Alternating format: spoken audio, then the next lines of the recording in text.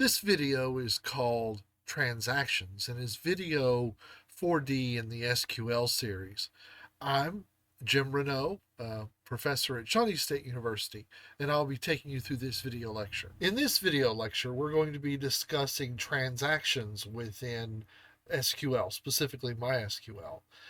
And we'll be including discussions about what it means for a transaction to be atomic, how to start a set of update and insert operations as a transaction, how to commit a transaction or finish a transaction, and how to roll a transaction back or cancel the transaction after you start it. To ensure that an update to our database is complete, database transactions and database updates are considered to be atomic, or they have atomicity.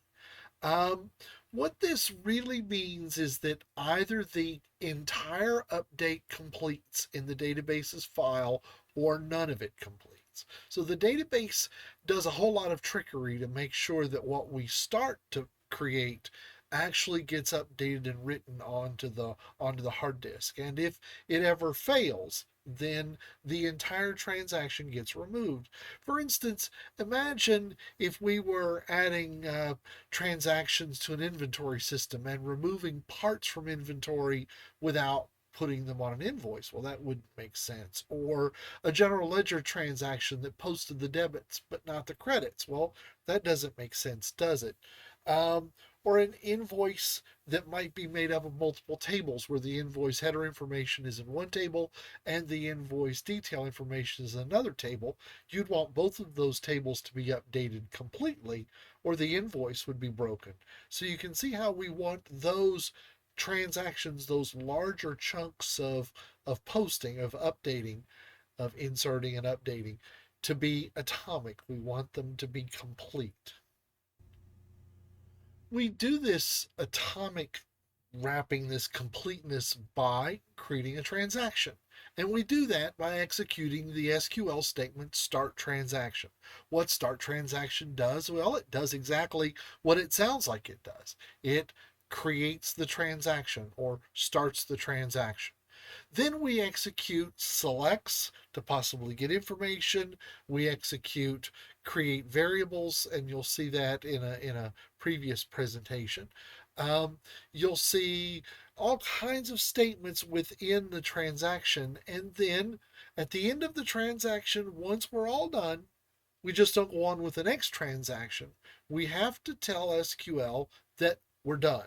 And we do that by executing the commit statement after we execute several inserts or updates, while we up several things to the database.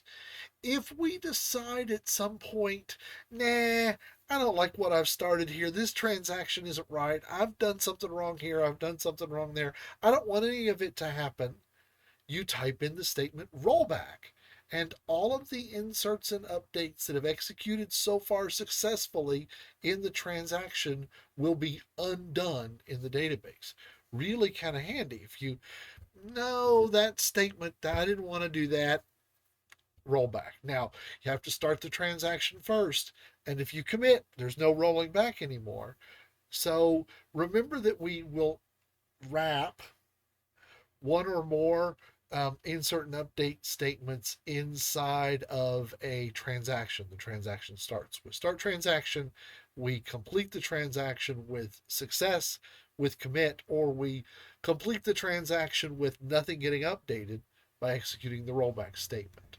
Here's an example of a rather complex insert and update group of statements. Let's take a look at, well, let's just look at the statements in red first. We start the transaction.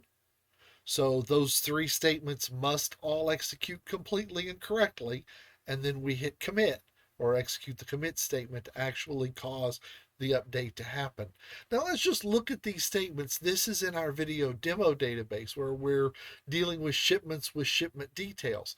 Let's take a look. So we've inserted into shipment a new shipment number 10200 for customer 44 on 8349 with $9.95 shipping. So we left a whole bunch of the attributes on the shipment table empty, but we'll fill them in just a moment. We then add our shipment details where we say, well, um, we're going to add a part number AJY521 to the shipment number with 5 ordered and 5 shipped. We'll then add a part or item EYK256 to the invoice or to the shipment. 3 were ordered and 1 was shipped. That's cool. Then take a look at this next statement. This next statement does an update with a couple of embedded subqueries. So it's going to go to the item table, get the price and the cost from the item table, and update the shipment details. In reality, there probably would be another update statement that would then roll all of the shipment details up and update the shipment table.